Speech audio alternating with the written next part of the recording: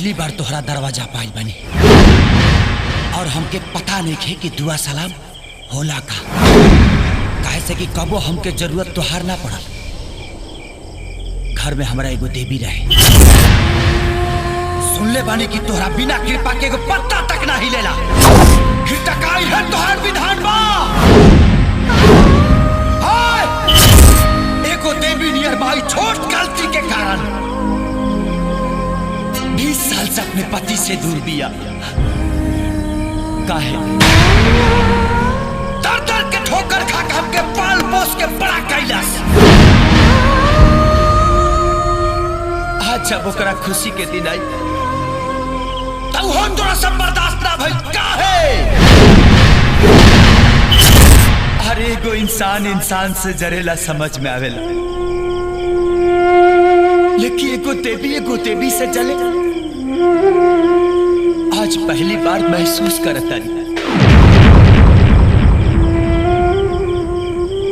अरे तोहरा दरवाजा पर सब लोग आवेला अपना मन्नत के टोकरी लेके, लेकिन हम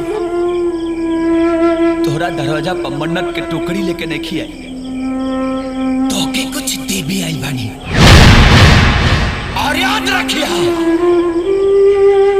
अगर हमरे माई के कुछ भी हो गई ना अपन संगीत तो के खैरात में दे दे। फिर कबो हम गाना न गाई।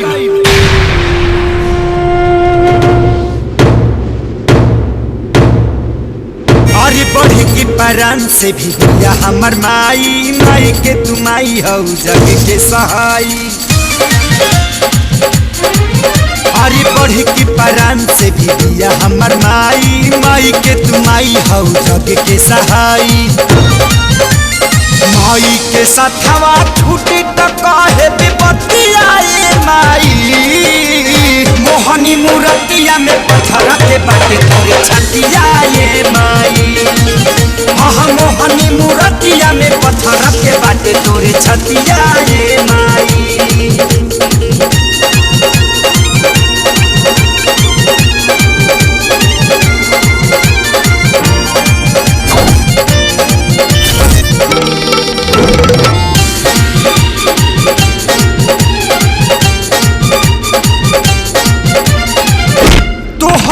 जरूरत हमके कब नाही पड़ल, काहे से किए गो देवी घरवे मेरा।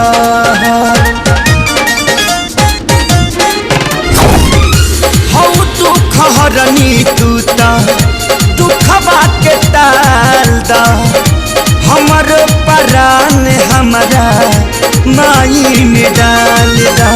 टूटी विश्वास तो कही सगरो जगतियाए माई।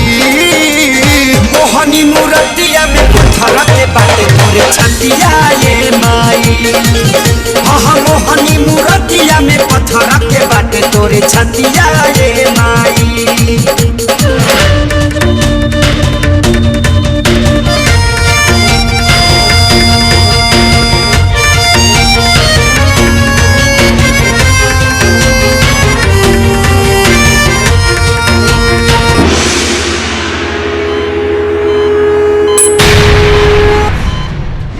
जदी बेटा एगो हो जाई उदास हो, केहू नहीं माथा टेके आई तोहरा पास हो।